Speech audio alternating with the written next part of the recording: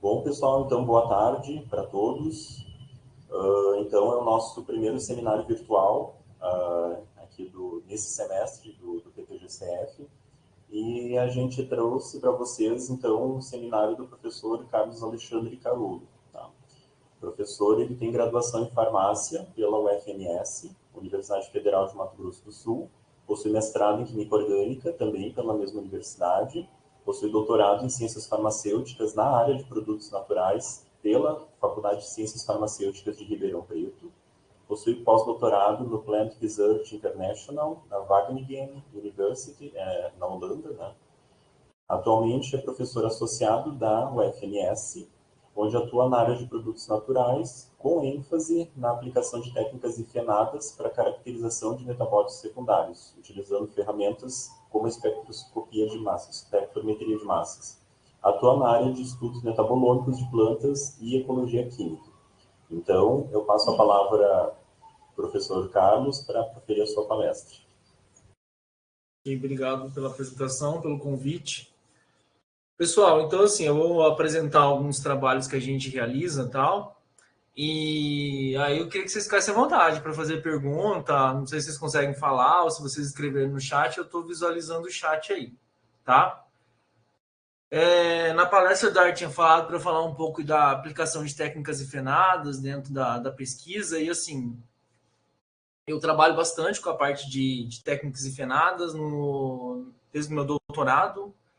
Doutorado eu trabalhei com a parte de HPLC, com espectrometria de massas, e na parte de validação de metodologia, de quantificação. Então, assim, depois, como pesquisador, eu comecei a trabalhar um pouco mais com metabolômica, e aí, assim, essa metabolômica minha hoje, ela é voltada para responder principalmente questões quanto bioprospecção de plantas e atividades farmacológicas de extrato e também a parte ecológica.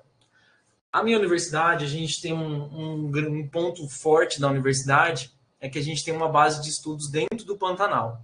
Então, assim, a gente já tem um PELT que está encerrando o primeiro ciclo agora dentro do Pantanal, que justamente com essa questão do estudo do fogo aí, da inundação, dos impactos a longo prazo, e agora está super em voga, né? Então, eu vou falar um pouco disso. Se vocês não estiverem me ouvindo, ou se acontecer alguma coisa de conexão, vou pedir para vocês me avisarem também, tá? E aí, se vocês tiverem alguma dúvida durante a apresentação, eu vou falando para vocês. Primeiro, eu vou falar, então, um pouco da questão da metabolômica dentro do contexto da nossa pesquisa. Então, assim, a gente ouve falar em várias situações, a metabolômica ela não foi feita para plantas, por isso que eu coloquei até no título metabolômica de plantas, que ela veio como uma consequência da parte primeiro da genômica, né, que teve todo aquele movimento para fazer, então, as análises genéticas, os primeiros códigos genéticos, depois essa genômica ela abriu caminho para a proteômica. A proteômica era muito ampla e ela não dava tantas respostas, aí veio a transcriptômica, e dentro desse contexto, pensando em respostas a mais curto prazo, a metabolômica ela começou a ser aplicada, sempre usando as ferramentas da proteômica, da genômica. Então, assim, a base de ferramentas que a gente usa muitas vezes é da proteômica e da genômica. Hoje existem ferramentas próprias que a gente utiliza, estatísticas mais adequadas, adaptadas, mas eu acho que bastante parte da evolução ela se deve a isso.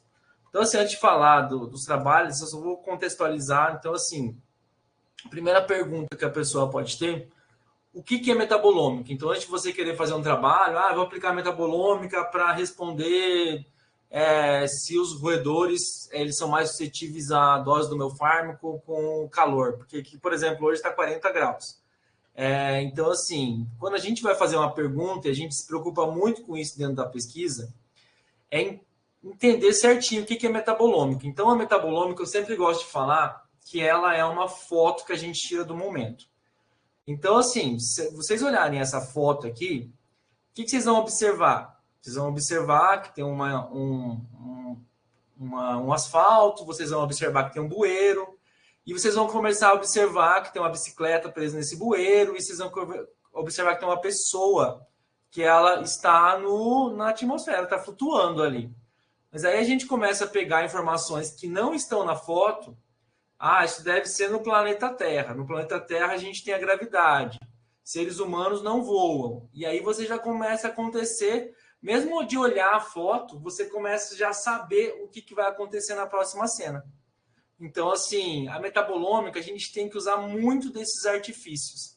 Então, a observação de campo, ela é muito forte. A observação do seu experimento, ela entra como um dado muito forte nas suas análises. Porque se você tirar aquela foto sem uma contextualização, sem ter um suporte de outros dados, a metabolômica ela não ajuda muita coisa. Então, muitas vezes a gente faz um experimento de metabolômica e a gente tem a seguinte situação. A gente começa com o nosso experimento lá bonitinho, e aí a hora que a gente vai lá ver o nosso resultado ele está totalmente diferente do esperado. E aí, se a gente não criar artifícios, como por exemplo análises intermediárias, a gente não consegue tirar resultados disso. Então, muitas vezes a metabolômica ela requer esse pensamento de você olhar diversos fatores. E aí, se eu começo a olhar, falar assim, então eu tenho que fazer uma coleta de dados em tempos intermediários, por exemplo. E a hora que você coleta tempos intermediários, você começa a entender o quê? Você começa a entender como que aquele seu experimento se transformou naquele resultado final. Então, a metabolômica ela tem muitos recursos, mas ela também tem muitas limitações. Tá? Então, a gente sempre trabalha tentando colocar as ferramentas da metabolômica para responder perguntas ou para responder hipóteses, e aí a gente sempre tenta trabalhar com essas limitações. Por exemplo, eu sempre prefiro trabalhar com o HPLC acoplado a massas, porque eu tenho a separação do HPLC e depois eu tenho o dado do massas em alta resolução. Só que eu tenho uma aluna de doutorado, ela está trabalhando com frutos secos. E a nossa pergunta é se tem compostos de interesse em frutos secos, tanto de frutos comerciais quanto frutos do cerrado. Então, assim, a gente tem... Só que nessa coleta de frutos e tentando criar o máximo de dados possíveis, a gente coletou 150 frutos. E aí, para analisar isso metabolomicamente por HPLC, por exemplo, se torna inviável. Porque se eu tenho 150 frutos, eu vou ter que pensar que eu tenho que analisar cada fruta, a análise é mais ou menos 1 hora. Então, eu teria 150 horas de análise. Os equipamentos de massas de alta resolução, eles não ficam estáveis por tanto tempo. Então, a gente tem uma limitação. Então, nesse caso dela, a gente está usando infusão direta. E a infusão direta, eu tenho outros problemas. Eu tenho que fazer um alinhamento diferente. Eu não tenho uma separação, então a única coisa que eu tenho é massas em alta resolução. Mas a gente conseguiu enxergar já várias coisas. Conseguiu enxergar a presença de alcaloides, conseguiu enxergar classes majoritárias. Então, tudo depende do que você quer responder e você tem que tentar responder da melhor maneira possível, tá? Então, assim, falando da nossa aplicação, que eu quero falar um pouco de química ecológica, eu queria falar para vocês um pouco o que é o Pantanal. Então, a gente sempre está vendo na TV, acho que está até um pouco cansativo, né, e triste essa questão do Pantanal. Então, assim, a gente vê o Pantanal, aquela questão da seca e tal. Então, assim, o Pantanal, primeiro ponto, o Pantanal, sempre existiu o fogo dentro do Pantanal. Então, os ciclos de fogo e água, eles sempre existiram, mas então, assim, com essa questão de não ter inundado e tá com a chuva menor do que a média, aconteceu, então, da gente ter essas duas grandes queimadas num curto intervalo de tempo, tá? Então, o Pantanal, na verdade, quando a gente fala do Pantanal, é mais ou menos aqui de Campo Grande, dá cerca de 200 quilômetros, a gente já tem uma mudança total da vegetação, então já se torna extremamente plano, já começa a ter inundação. Então, assim, a gente vai com esse terreno até a gente chegar em Corumbá, que é onde é a divisa do estado com a Bolívia. Dá mais ou menos uns 400 quilômetros daqui. A nossa base de estudos é mais ou menos uns 300 quilômetros daqui. Então, a gente tem uma base lá com laboratórios, com internet, com salas de estudo, com anfiteatro. Então, assim, a gente consegue fazer bastante coisa porque a gente usa a base como um centro logístico. Então, a gente tem vários pantanais completamente diferentes, tá? Tanto no Mato Grosso do Sul quanto no Mato Grosso, mas algumas características são peculiares e são esperadas dentro do Pantanal, quanto a essa questão da inundação. Então, assim, aqui é uma foto da nossa base de estudos lá. Então, a gente tem aqui do lado onde essa foto está inundada, acho que é de uns 2 anos atrás essa foto, e essa lateral aí onde tem esse rio aí é o Rio Miranda. Então, o Rio Miranda, ele sai do seu leito, e aí a gente consegue, então, ter esse cenário aí que a gente espera do Pantanal, tá? Essa é a nossa base, bonitinha, que a gente consegue fazer os experimentos aí, ajuda muito a gente. O Pantanal, a gente espera que seja um bioma, a Mata Atlântica, muitas espécies nativas, Amazônia, só que ele é um bioma com pouquíssimas espécies nativas dentro dele. Ele é um bioma que modifica muito ao longo do seu gradiente. Então, ele começa no sul, ele tem influência da Mata Atlântica, a hora que você olha na região leste, ele já tem influência do Cerrado, na região oeste tem influência do Chaco argentino, e na região norte você já começa a encontrar Vitória Régia, você começa a encontrar plantas que são típicas da Amazônia. Então é um bioma que ele é muito heterogêneo e ele sofre influências de vários outros biomas. Então, assim, isso torna ele também interessante por causa disso, tá? Então, o ciclo que a gente espera normalmente, que acontece ao longo dos anos, é um ciclo de muita chuva, seguido por um ciclo de seca. Então, é costumeiro a gente ver essa repetição dos ciclos. Só que isso nem sempre é assim. Então, a gente tem uma região chuvosa, que ela inunda tudo, e a região seca, que normalmente ela acontece queimadas pontuais. Essas queimadas, muitas vezes elas são para renovação de pastagem. Então, assim, o Pantanal ele é formado por uma grande extensão de capins nativos, e esse capim, se ele não queima de um ano para o outro, ele fica muito duro, e aí o gado não come. Então, assim, o Pantanal tem várias peculiaridades. Ele é formado principalmente por fazendas particulares, então isso torna bem complicado o manejo e instituição de regras de controle por causa dessa característica.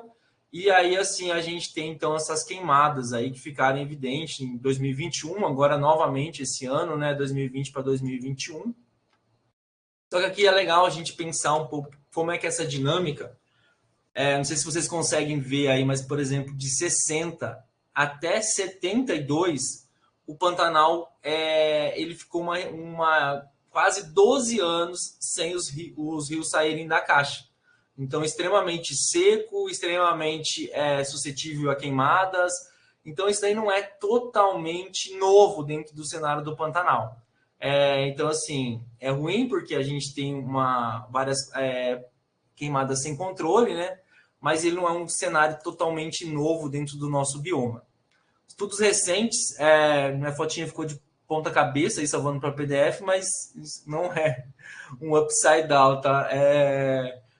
Mostra que 83% das queimadas no Pantanal elas foram causadas por humanos. Então, assim, são queimadas intencionais. Então, isso aí que se quer controlar hoje dentro do Pantanal. Esse livro é um livro que a gente publicou no ano passado. Então, é um livro que um dos capítulos que a gente publicou é justamente trabalhando com essa parte da metabolômica aplicada a tentar entender um pouco essas respostas ecológicas das plantas e como o Pantanal é formado pensando na parte química. Aqui a gente tem um cenário típico lá dentro do Pantanal, não sei se vocês conseguem visualizar. Essas marcas nas árvores são as marcas onde fica inundado.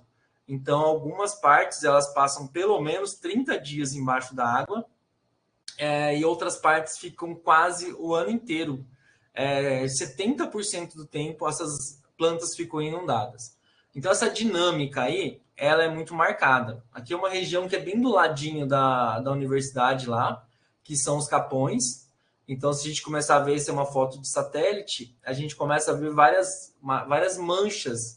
Essas manchas são caracterizadas por pequenos fragmentos de mata que ficam isolados, e esses fragmentos de matas aí, eles são mais altos, então ela inunda no entorno, e aí esses fragmentos eles ficam com plantas isoladas e preservadas ali, vira refúgio de animal durante a cheia. Então a gente faz alguns trabalhos nesse capões. Aqui a gente vê uma foto de outro ângulo, ó. Então o capão, em torno do capão é a nossa braquiária nativa. Então essa braquiária aí ela é marcada por essa questão de suportar inundação, mas de ser palatável para o gado só quando ela está nova. Então, isso daí é uma das grandes explicações por que o Pantanal está queimando tanto, tá? Aqui a gente tem uns capões, nesse verdinho aí, no meio do verde aí sou eu. Um dos capões recentemente queimados. Então, assim, a gente está observando várias coisas que estão acontecendo e que até eles explicam algumas coisas que são características do Pantanal. Então, cada vez que queima, a gente acaba favorecendo espécies ou que elas tenham alguma estratégia de sobrevivência, que elas rebrotam, que elas ativam a germinação de suas sementes, ou que elas simplesmente resistem às queimadas. Então, assim, elas são tolerantes ao fogo. E aí a gente está observando que essas plantas começam a ter vantagens e elas começam a se tornar dominantes dentro do cenário do Pantanal. Aqui é dentro de um capão, então depois de queimar a gente vê que esses coqueiros eles são extremamente resistentes, então eles acabam dominando. E aí a gente tem um fenômeno no Pantanal que é essa combinação, essa pressão ecológica, ela acaba favorecendo muito a monodominância. Então a gente anda dentro do Pantanal, acho que eu tinha um slide, mas deve estar mais para frente. A gente anda muito no Pantanal e a gente vê quilômetros de uma vegetação onde uma planta é extremamente dominante. Isso é chamado de monodominância. E às vezes a gente chega a ter mais de 90% de uma planta. E a gente hoje entende que essas pressões ecológicas de fogo e de inundação, elas favorecem muito esse cenário. E a gente estuda um pouco essas monodominâncias. O primeiro trabalho que a gente fez foi tentar entender um pouco a estratégia química dessas plantas na sobrevivência ao fogo. E aí a gente teve um grande problema, porque assim, todos os trabalhos de fogo que existiam na literatura eram de coníferas ou de plantas que a gente não tem, muito longe das plantas que a gente, evolutivamente, muito longe das plantas que a gente tem no Pantanal. E a hora que a gente começou a ver que os compostos fenólicos eles tinham um papel principal nessa resistência das plantas, a gente teve uma resistência muito grande dos revisores para aceitar aquele dado. E hoje a gente já publicou uns 3, 4 trabalhos, eu vou mostrar alguns deles aqui, e a gente olhando todos os fatores que eram elencados na literatura. A planta sobrevive mais porque ela tem casca grossa. A planta sobrevive mais quando ela é mais velha, é mais lignificada. A planta sobrevive mais quando ela está em esse tipo de formação arbórea. A gente pegou todos esses fatores e nenhum desses fatores ecológicos respondiam à sobrevivência ou à tolerância no Pantanal. E quando a gente começou a olhar a química, a gente viu que os únicos fatores que eles respondem eram o teor de fenólicos e taninos. E aí a gente começou a perceber todas as plantas que tinham algum tipo de resistência, elas tinham ou um teor de taninos alto ou um teor de fenóis muito alto. E aí a gente começou a estudar outras espécies. Aqui é um trabalho da Camila, que a gente publicou ano passado. A gente pegou uma única dessas plantas que era resistente, a gente começou a tentar explicar o que acontecia se ela recebesse fogo por anos consecutivos, que essa agora é uma pergunta que a gente se faz. Beleza, essas plantas são tolerantes, mas até quando elas são tolerantes? Por quanto tempo elas conseguem sobreviver? E aí a gente pegou plantas que elas nunca tinham queimado nos últimos 20 anos. A gente obtém esse dado por imagem de satélite. E aí a gente pegou plantas que tinham queimado em 2019, 2020 e plantas que não tinham... esse APD aqui é plantas que tinham morrido no fogo de 2020. Aí a gente pegou plantas... A gente pensou, quando a gente foi lá no campo, a gente pensou que lá poderia ser uma testemunha de como a planta estava lá, mas depois a gente viu que teve alguns problemas no nosso pensamento, depois eu vou falar disso. Aí plantas que tinham queimado 2019, 2020 e plantas que não tinham queimado. A hora que eu olho, que eu alinho esses dados, isso aqui é um trabalho que foi feito uma metabolômica, então a gente alinha esses dados, analisa e vê quais são as similaridades e diferenças. E aí eu posso fazer análises estatísticas, por exemplo, como o PCA, que está aqui nesse quadro. A gente observa o quê? A gente observa que as plantas que estavam lá como testemunha, que as plantas que tinham morrido durante a passagem do fogo, elas tinham uma composição diferente dos metabólitos em relação ao fogo de 2019, 2020 e sem fogo. Mas o que a gente começou a perceber? A gente até voltou para o campo mais 2 vezes para coletar dados de novo, para tentar entender o que estava acontecendo. E a gente percebeu que essas plantas, como elas tinham queimado, elas tinham passado por um processo de lixiviação, que é a lavagem desses metabólitos pela chuva. Então, naturalmente, essas plantas vão sendo lavadas, depois de um tempo elas vão entrando em decomposição, e aí a gente tem, então, o ciclo lá de renovação e de transformação dessa natureza. E a gente percebeu que isso daí, então, não era tão relevante para a gente tentar entender. Então, nossa ideia de pegar uma planta lá que era a testemunha, que morreu durante o fogo, ela não funcionou muito bem. Mas serviu para mostrar que a gente tem uma lixiviação, a gente depois até achou os metabólitos no solo, e então, assim, serviu para a gente mostrar que a gente tem essa ciclagem dos metabólitos aí.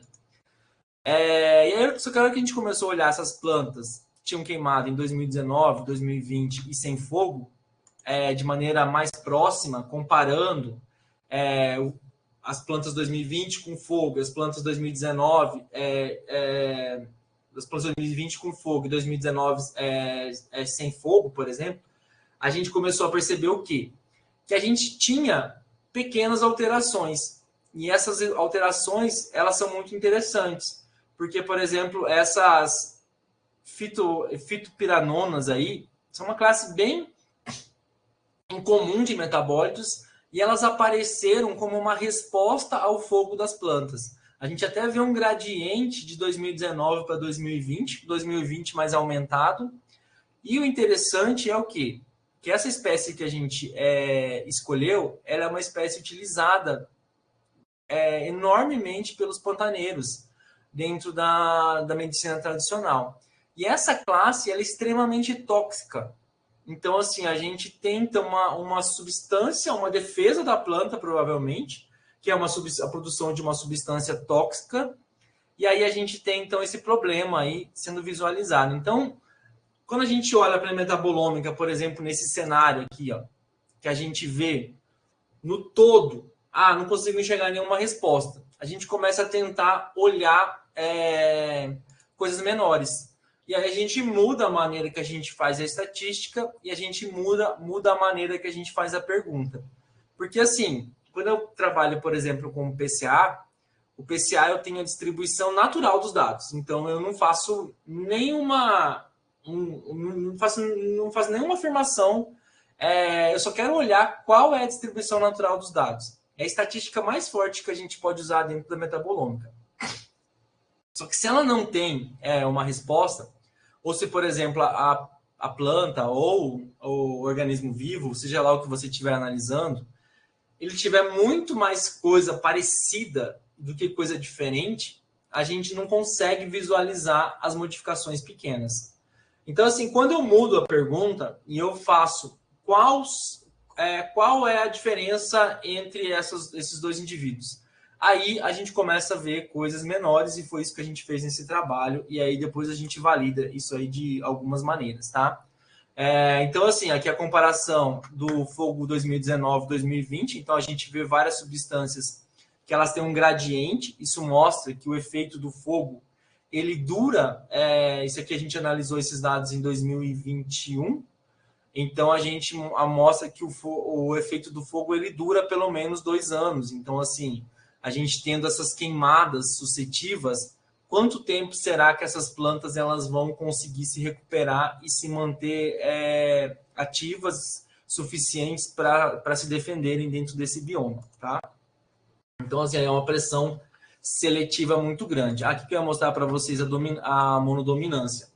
Então, a gente tem lá vários nomezinhos. O carandazal, que é um coqueiro, o cambarazal, que são monoformações de Volquísia.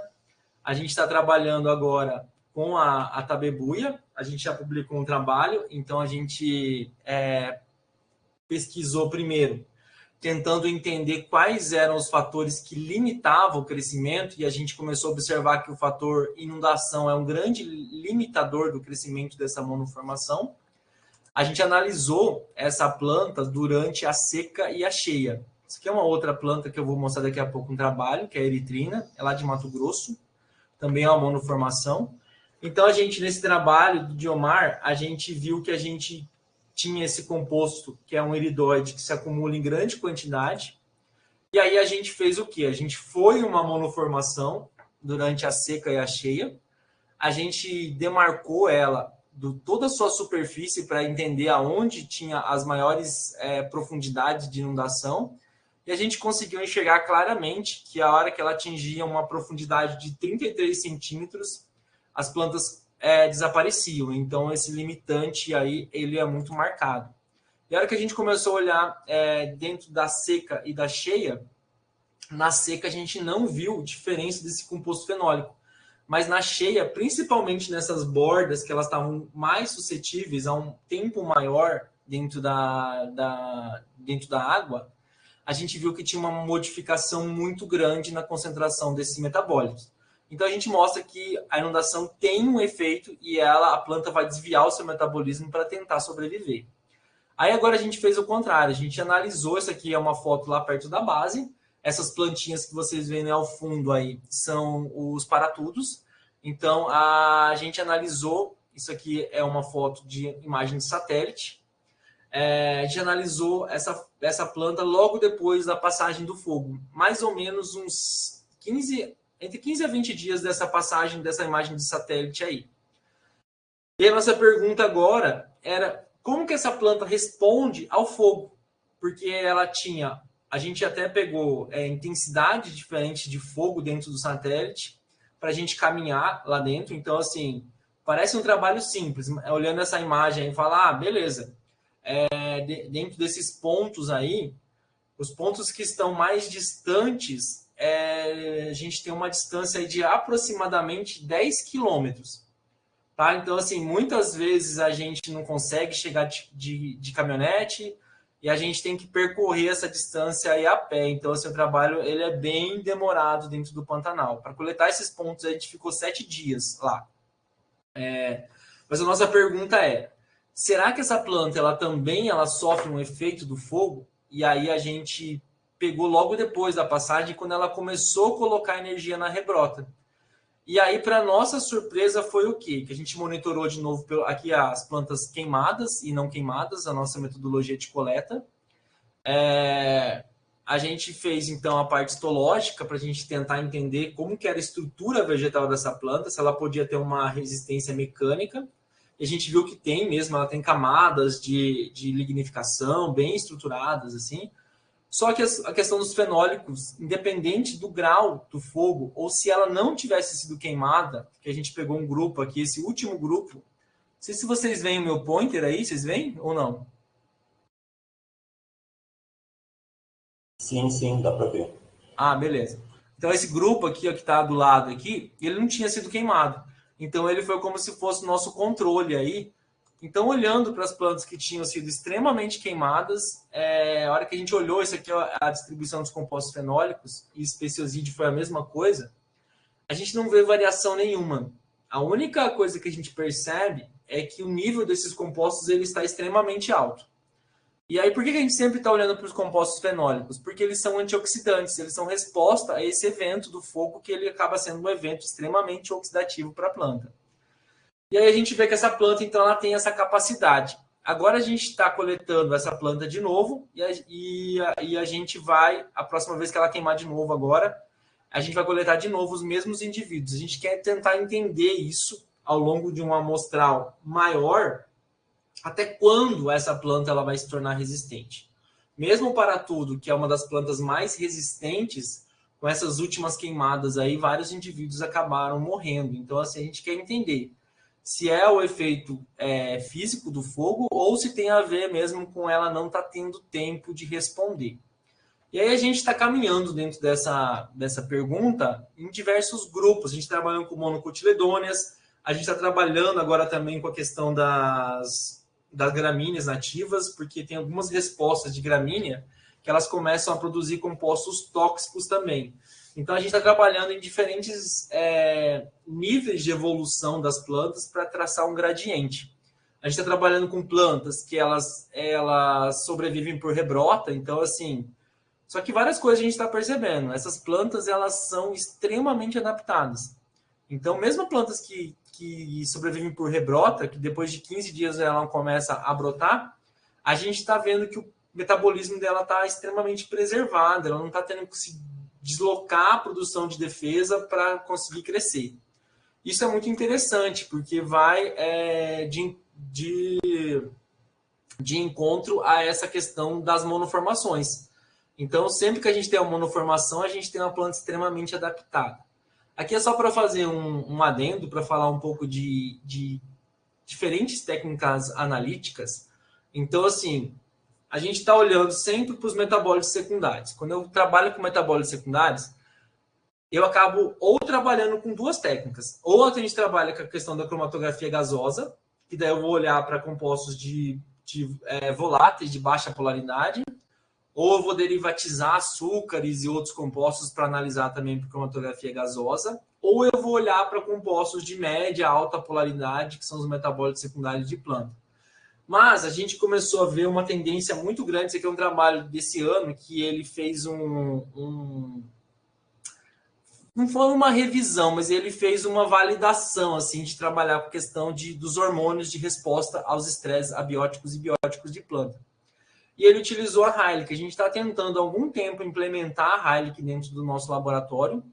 Não é uma coisa muito simples, mas agora a gente já está com uma metodologia bem estabelecida já. Até eu pus uma fotinha aí. O que é a Heilig? Qual é a diferença dela da C18? Então, as duas trabalham com com acetonitrila, com água, com metanol, com água. E a C18, que é uma sílica de fase reversa, a Heilig não é uma sílica de fase reversa. Ela pode ser considerada uma sílica de fase normal.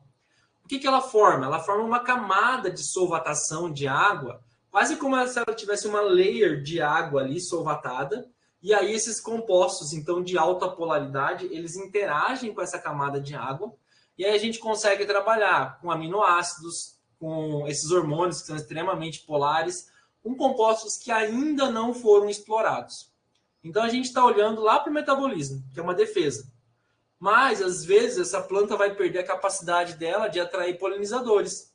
Ela vai perder a capacidade dela de sinalização. Então, a gente está tentando aumentar um pouquinho o espectro de resposta que a gente está tendo. Então, assim, tem técnicas de acoplar Heilig com fase reversa, mas aí, como as duas têm uma prerrogativa diferente, a gente precisa ter um sistema que ele faz uma chavinha de inversão. Depois, se alguém quiser, a gente pode conversar sobre isso. Então, a gente precisaria ter um sistema que começa com a Heilig, que ela trabalha com muito solvente, como metanol e acetonitrila, e pouca água. A gente trabalha com 5 a 10% de água. E aí a gente muda isso e manda para C18, onde é o contrário, que a gente normalmente trabalha com pouca água e muito solvente, como acetonitrila e metanol, por exemplo. Então, as duas, elas têm a força de eluição da água, ela é justamente o contrário. Então, a gente pode falar que a Heilig ela tem muito mais características de uma fase normal e a fase reversa ela tem características de uma partição, né? Então, a gente tem forças de Van der Waals, momento de polo. Então, a gente tem tudo isso interagindo e na Heilig a gente tem essa questão da solvatação, dessa camada de água. Mas é muito interessante. Então, assim, eu estou vendo nos últimos 12 meses, mais ou menos, está saindo bastante coisa tentando explorar a questão da Heilig para responder outras perguntas dentro da metabolômica. E aí entra muito forte a questão de metabolômica de mamíferos, em humanos, porque daí a gente consegue fazer muita coisa sem derivatizar. Outro ponto muito interessante, quando a gente fala de massas também, é porque a Heilig ela aumenta muito a sensibilidade. Porque eu tenho um meio que ele é rico em água, e a água ela favorece a ionização. Se eu favoreço a ionização, eu melhoro, então, essa questão da sensibilidade. Então, isso é bem legal, tá? Esse aqui é um outro trabalho também que a gente fez um pouco diferente. A eritrina, esse aqui é um trabalho de doutorado da Darlene. A gente pegou uma monoformação que ela é muito característica. Ela se formou há 25 anos atrás, mais ou menos, uns 25, 30 anos atrás, pela dendrocronologia, e ela não expandiu, ela não teve novos indivíduos, ela não aconteceu nada. Então, aconteceu alguma coisa há 25, 30 anos atrás que favoreceu essa monoformação. E aí a gente começou a estudar várias frentes. Primeiro a gente começou com a dendrocronologia, que a gente verificou a idade dessas plantas, e aí a gente associou isso com eventos climáticos, a gente chegou a algumas hipóteses. Aí a gente fez a parte de inibição de outras plantas, a gente fez a parte alelopática, então se a casca tinha capacidade de inibir outras plantas, se as folhas, se as raízes, se as sementes. E aí a gente viu que a gente tinha uma capacidade de inibição de diversas espécies, então a gente tinha uma explicação aí. E aí a gente fez também como que essa planta ela se favorecia em sistemas de regime de fogo e de água. Só que como a planta era lá no Pantanal, a gente trabalhou um pouco diferente. A gente pegou essa planta, as sementes, a gente trouxe para o laboratório, e aí a gente trabalhou em regime de inundação, mimetizando o Pantanal. A gente trabalhou em regime de inundação e de fogo. Primeira coisa que a gente observou, que a gente já esperava também um pouco, que as sementes e as plântulas elas eram totalmente diferentes. E aí a gente começou dentro dessas observações, a gente começou a observar sementes que não tinham sofrido nada e as sementes inundadas por 30 dias, por 60 dias e por 120 dias. E a gente começou a ver que, apesar dessas plântulas elas germinarem normalmente, a gente tinha uma mudança completa do metabolismo. Aqui é o outro experimento, então a gente pegou essas sementes e colocou elas na superfície e colocou fogo. A gente colocou 3 centímetros e colocou fogo, a gente colocou 5 centímetros e colocou fogo. E aí a gente observou o quê? Que na superfície elas virou amendoim torrado. Mas aí as de baixo, que não queimaram totalmente, elas continuaram germinando, até aumentando as taxas de germinação. E mesmo parecendo uma plântula normal, olhando para ela, a gente viu que o metabólito delas eram diferentes, que elas produziam mais alcaloides, elas tinham mais defesa. Então essa planta tinha mais chance de sucesso. Então a gente começou a observar que mesmo as plantas estando germinando normalmente, estando brotando e tal, a gente começa a ter grandes diferenças dentro do seu metabolismo. Isso é interessante, porque assim, às vezes uma coisa que pode significar a morte de outras espécies, para algumas plantas vai ser vantajoso, e aí a gente hoje tem algumas hipóteses para a formação da monoformação da eritrina. Mas a química ecológica ela é muito ingrata, então você fica com um monte de hipóteses, você vai respondendo um pouquinho e outro pouquinho, e isso aqui é muito dinâmico, então assim, tem muitos fatores envolvidos, tá? Aqui são todos os compostos que se alteram, alguns, acho que eu coloquei alguns de detalhe aqui. Então, assim, por exemplo, alguns compostos, elas são marcadores da morte da semente. Quando a semente ela fica inviável, a gente tem, então, esses compostos aparecendo. E aí, sempre que a semente não germinava, apareciam esses compostos. Aí, outros compostos, elas respondiam com a intensidade do evento. Então, se a gente começava a aumentar a inundação, a gente começava a aumentar algumas respostas. Então, a gente tinha essa observação. Então, a gente consegue fazer algumas inferências e a gente conseguiu correlacionar isso com a velocidade de germinação, com a taxa de germinação, e provavelmente esses compostos eles têm algum papel na defesa dessas plantas e ela é mais ativada quando a gente tem a questão do fogo. Aqui umas saponinas, então assim, vários compostos eles só surgem quando a gente tem a presença do fogo ou quando a gente tem essa presença da inundação, tá? Dentro desse trabalho, então, a gente tentou, há 4 anos atrás, a gente tentou construir uma maneira mais organizada de tentar estudar esse fenômeno do fogo e da inundação. Aqui na fotinha é o professor Geraldo, que é um grande parceiro meu de pesquisa, e nas fotos embaixo aí são as nossas parcelas. Então, a gente pegou diferentes regiões do Pantanal, e aí a gente tem auxílio do prédio de fogo aqui do estado, dos bombeiros, do IMASUL, que a gente faz, então, essas parcelas. A gente faz aceros nessas parcelas e a gente faz um fogo controlado e a gente monitora os efeitos. Então, tem gente monitorando o efeito desde o micro-organismo do solo até mamíferos de grande porte. Então, a gente consegue hoje, qual que é a ideia do projeto a longo prazo? A gente ter pelo menos umas ferramentas mínimas para conseguir fazer uma prescrição de fogo aonde cause menos impacto. Então, assim, é difícil a gente falar isso que a universidade está estudando para fazer prescrição de fogo, mas como eu falei lá no começo da apresentação, essas propriedades no Pantanal, elas são privadas, e essa questão da dinâmica do fogo para pastagem, para criação de gado, ela já vem aí sendo feita há centenas de anos. Então, a gente tem a gente faz nessas parcelas, elas estão em diferentes níveis de inundação e sob influência de diferentes rios.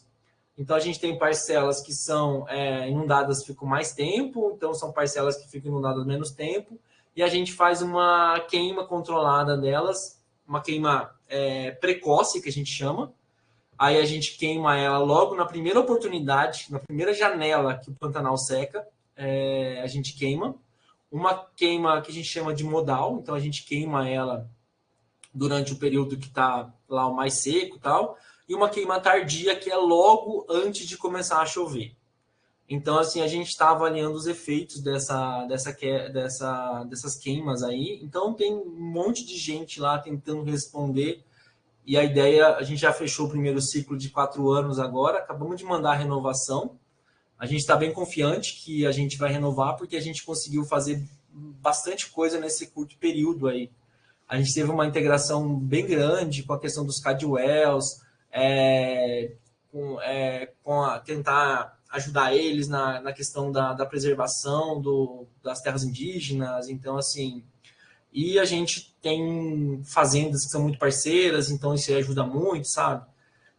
Só que, assim, de novo, é complicado a questão da logística, por exemplo. Durante as inundações, é muito difícil de acessar essas áreas e muito custoso. Um campo durante a cheia, por dia, custa mais ou menos uns 60 mil reais. Só para vocês terem uma ideia do quanto que precisa de logística para estar lá. Aí só para finalizar, algumas outras aplicações metabolômicas que a gente faz, além de trabalhar com a questão ecológica. Esse aqui é um trabalho que a gente fez uma avaliação sazonal, buscando principalmente uma planta que é usada aqui na medicina tradicional do Centro-Oeste, buscando avaliar a acumulação de flavonoides e alcaloides ao longo do ano. Então, para isso, a gente coletou durante a estação seca e cheia, que é bem marcada aqui, tá? E a gente consegue hoje ter algumas respostas, e essas respostas elas estão diretamente ligadas com o uso popular, porque os alcaloides são os princípios ativos dessa planta, então assim, a gente consegue saber quando eles estão mais presentes e quando eles têm a diminuição da sua concentração. Outro trabalho que a gente faz também, já publicou alguns trabalhos, que é para tentar aplicar a metabolômica para entender a evolução de plantas. Então, algumas plantas elas têm grandes problemas de categorização. Então, assim, era um gênero, virou 2 gêneros, como é o caso da tabebuia. Depois voltou a ser um gênero novamente, depois foi separado novamente. E muitas vezes a genética não consegue explicar tão bem essa separação das plantas. E aí a gente aplica a metabolômica para tentar explicar isso quimicamente. E para algumas famílias funciona muito bem, que foi o caso da tabebuia. A gente conseguiu ver certinho que o que virou tabebuia, ele só produz iridoides C6 e C1, E o que continuou como androantos, eles produzem iridoides C6 e C3. Então, a gente teve um desligamento lá durante a evolução desses dois gêneros, de um gene lá, e teve um ligamento de outro gene. Então, a gente teve uma mudança do acúmulo de metabólitos. E aí a gente consegue, então, explicar algumas coisas. É uma linha que eu gosto bastante, assim, porque eu tenho alguns parceiros botânicos e são bons de trabalhar. Então, por isso que eu foco bastante também nessa questão da metabolômica para explicar a evolução de plantas. Aqui está a fotinha que eu falei para vocês. Ó. Então, a hora que a gente olha para androantos, que é o 17 e 18 aí, a gente consegue ver esses iridoides com fenilpropanoides aí sendo acumulados de maneira majoritária.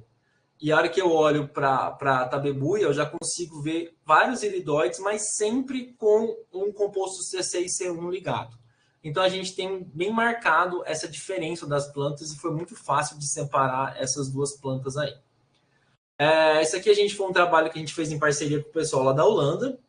A gente começou a fazer um trabalho genético para tentar encontrar o bisabolol e fazer um sequenciamento e aplicar esses genes em micro-organismos para produzir o bisabolol sinteticamente. E aí a gente rodou 3 estados do Brasil atrás de Nectana megapotâmica para encontrar esse bisabolol. E aí quando a gente achou, a gente viu que o bisabolol não era o menos, era o mais.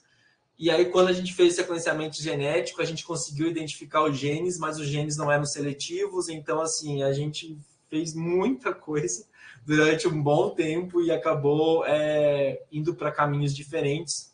Então, uma outra aplicação também da metabolômica, de monitorar metabólitos secundários e trabalhar aliado com a transcriptômica para você tentar entender qual é a regulação desses metabólitos.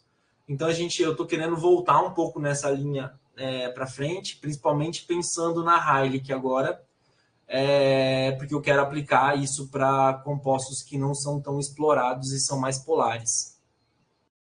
Aí a busca de compostos bioativos, então, assim, esse aqui é um dos trabalhos que a gente fez. A Natália, ela hoje ela é aluna de doutorado lá na USP, mas a gente trabalhou com algumas plantas que a gente tinha aqui para ver atividade antitumoral. E aí, nesse caso, a gente fez bem focado para metabolômica mesmo. A gente pegou essas plantas aqui.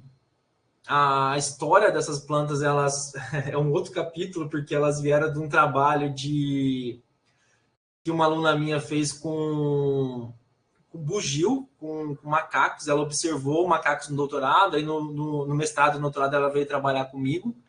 E aí essa observação, ela tinha algumas plantas que os macacos, mesmo ela tendo alto teor de proteínas e sendo abundante na área que ela trabalhava, eles não comiam. E a gente começou a ver se essas plantas poderiam ser tóxicas. Aí a gente trabalhou, tem um parceiro que é o professor Edson de Dourados, ele começou a avaliar a atividade antitumoral dessas plantas. Então as plantas que eram que os macacos não comiam, a maioria delas começou a dar atividade antitumoral. E aí a gente fez um trabalho bem de metabolômica mesmo para tentar entender quais desses compostos tóxicos estavam presentes ali e eram tóxicos para as células. E aí a gente fez correlação, fez análise direta e a gente chegou a alguns compostos que podem explicar essa atividade. Então, assim, a metabolômica ela ajuda bastante nessa questão de você conseguir conduzir um trabalho e conseguir obter respostas. Esse outro trabalho aqui foi um trabalho com o pessoal da veterinária. Então, a gente começou a procurar moléculas antihelmínticas. Então, assim, a resistência antihelmíntica hoje ela é bem marcada e esse trabalho continua até hoje. A gente já tem uma dessas moléculas que foi fruto desse trabalho. A gente está fazendo um trabalho agora de campo para tentar agora transformar isso num produto. E tudo nasceu da metabolômica. Então, a gente pegou, aqui não dá para ver, mas a gente pegou uma série de acho que 40 plantas do nosso banco de plantas do Pantanal e aí a gente começou a analisar quem tem atividade antihelmíntica. E aí a gente começou a analisar e a gente viu quem tinha e aí a gente começou a tentar enxergar o que essas plantas produziam. Quando a gente começou a tentar enxergar o que elas produziam, a gente tinha plantas de famílias completamente diferentes. E aí a gente entra num problema da metabolômica. A gente não consegue, por exemplo, trabalhar muito bem analisando maçãs e peras, por exemplo. E aí a gente começou a ter grandes problemas, porque as plantas diferentes produziam metabólitos completamente diferentes e a gente não conseguia explicar a atividade. Então a gente caminhava e ficava naquela mesma pergunta. Ah, essa planta é ativa, essa planta é ativa, essa planta é ativa, mas eu não sei por quê. Aí a gente começou a tentar olhar os dados de uma maneira diferente. A gente começou a ver que quando aparecia uma classe, às vezes ela não era ativa, mas quando ela aparecia em conjunto com outra classe, ela se tornava ativa. E aí a gente começou a ver várias combinações de metabólitos nas plantas que tornavam essas plantas mais ativas ou menos ativas. E aí a gente publicou esse trabalho. Então, assim, foi um trabalho que levantou uma hipótese que as classes, mesmo elas não sendo ativas de maneira isolada, a gente começou a visualizar que duas classes que poderiam ter, por exemplo, uma saponina, que é uma molécula que tem um poder tensoativo. Aí, se você pega uma molécula que tem menos solubilidade, como um flavonoide, se elas estivessem presentes, vai aumentar a atividade. E aí, hoje a gente está fazendo o quê? A gente está pegando representante dessas classes e a gente está testando. E a gente está vendo umas respostas bem legais. E aí, desses representantes, uma molécula sozinha, ela disparou e ela tem uma atividade muito, muito elevada e baixa toxicidade. Então, a gente está já começando a fazer um trabalho em vivo com ela, com caprinos, e aí a gente espera, então, que a gente consiga evoluir para isso, para, quem sabe, chegar num produto aí. Mas tudo nasceu, então, da metabolômica. Então, assim, mesmo quando a gente não tem uma resposta, a gente tem que, às vezes demora, igual esse trabalho aí foi um dos trabalhos que mais deram trabalho, vamos falar, trabalho estatístico. Porque a gente, para entender esse dado, a gente ficou quase um ano discutindo e vendo o que estava acontecendo, repetindo análises, testando outros extratos. Então, assim, foi bem complicado, assim, mas foi bem gratificante o resultado. Para finalizar, eu tinha feito um videozinho aqui, não sei se vai passar. O que a gente está trabalhando agora? Eu tive a sorte de entrar um aluno de informática dentro do meu laboratório, que é o Andrei, que está na fotinha aí. E a gente começou a trabalhar com essa questão do Deep Learning para tentar visualizar as coisas e transformar em ferramentas que possam servir para várias aplicações. Uma aplicação que a gente fez a questão a gente pegou como exemplo, mas para aplicar e transformar isso numa técnica que possa envolver produtos naturais. A gente treinou, então, um processamento de imagem que ele reconhece as jabuticabas aqui na foto. E a gente consegue, então, a gente foi lá, isso aqui foi centenas de vezes, tinha uns videozinhos que eu tinha trazido para vocês, e ele consegue, hoje, o software consegue reconhecer em tempo real as frutas e pela cor, dimensão, ele consegue dar vários fatores como teor de fenólicos, como teor de açúcar desse fruto, se ele está maduro ou não está maduro.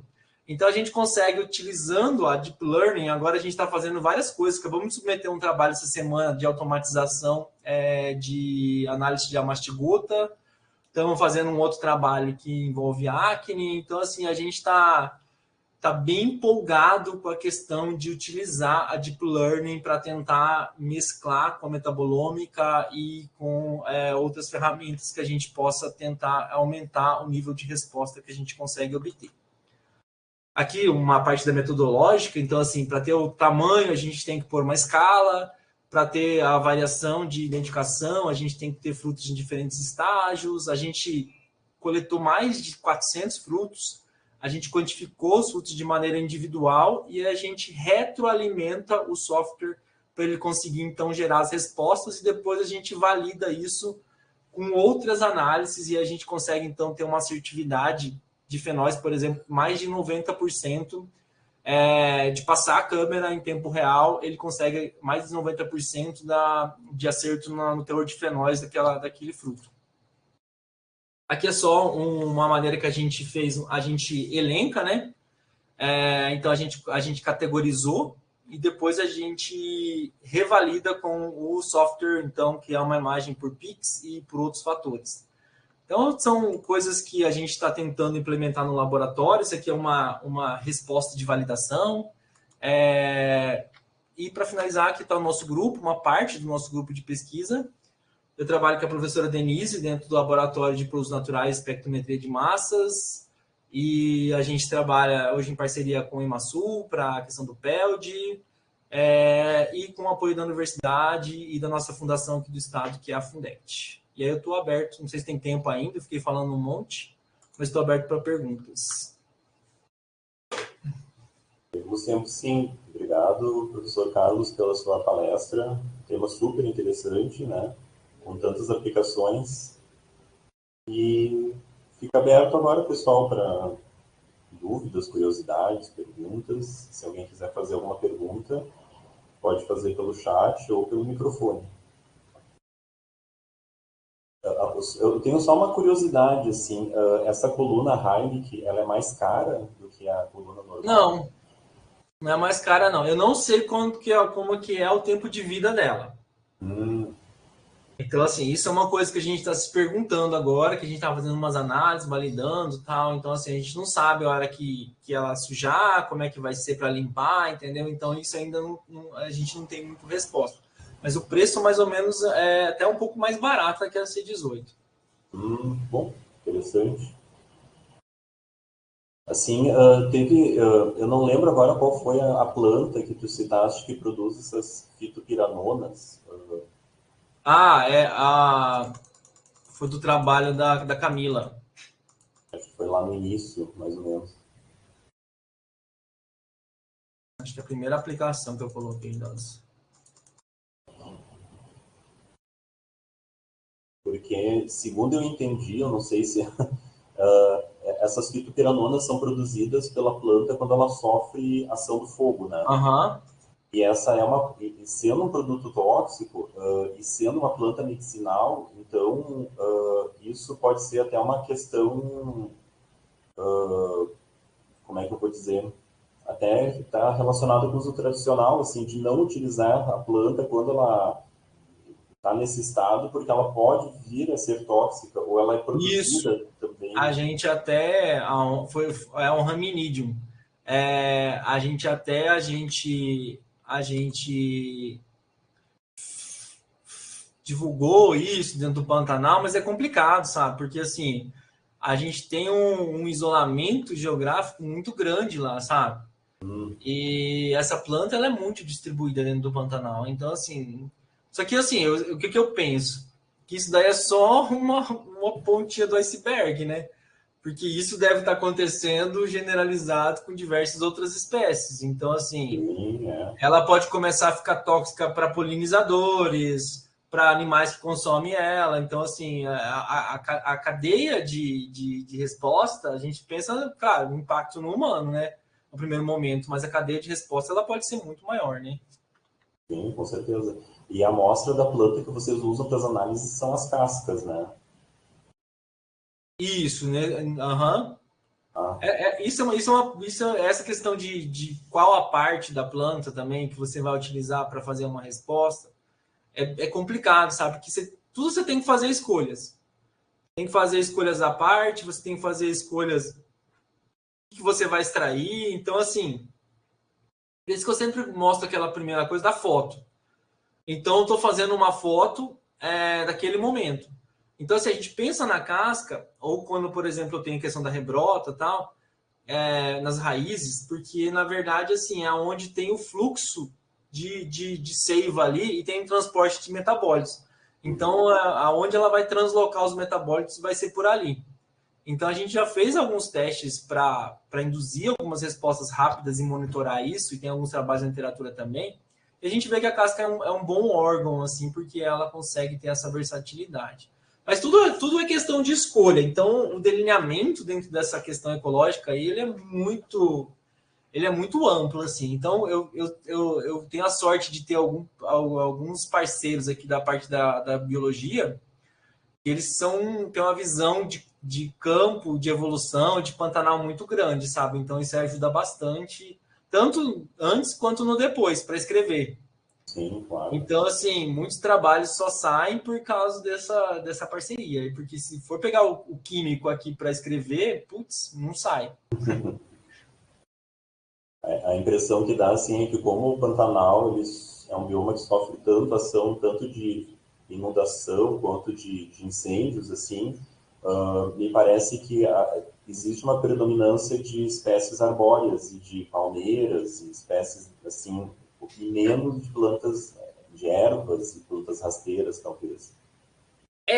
Depende, assim, a gente tem essa questão das monoformações, né?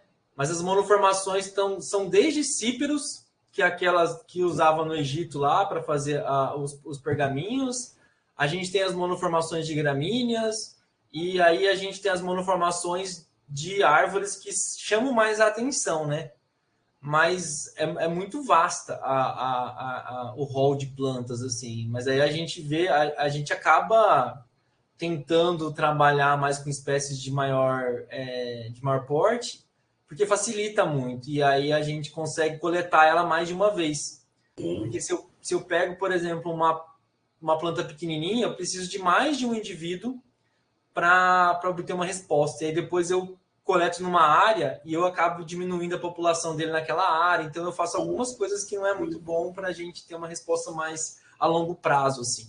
E por causa disso também, se você for me perguntando tudo, eu vou falar assim, é uma escolha por causa disso. São Então, tudo assim, escolhas. escolhas.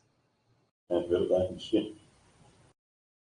Bom, pessoal, alguma pergunta sobre tem lista de presença? Eu faço a presença aqui fazendo um print de todo mundo que aparece, tá? Então, eu faço prints periódicos, não se preocupem.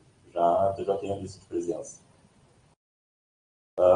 Bom, pessoal, então, não quero mais tomar o seu tempo. Então, professor Carlos, queria te agradecer em nome do nosso pós-graduação por aceitar o nosso convite, né, dentro dessa agenda tão apertada que deve ser.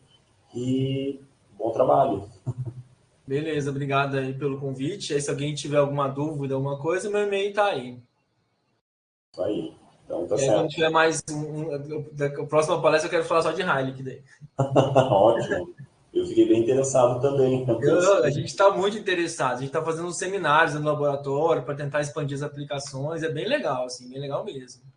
Interessante. Mas eu ainda sou um novato ainda. Quando começar a fazer alguma coisa mais sólida, a gente conversa. Tá, ok, então. Então, obrigado, Carlos, pela palestra, pelo seminário. Até a próxima. Tchau, Até. pessoal. Boa noite e até semana que vem. Tchau, tchau. Boa noite. Obrigado, pessoal. Tchau, tchau.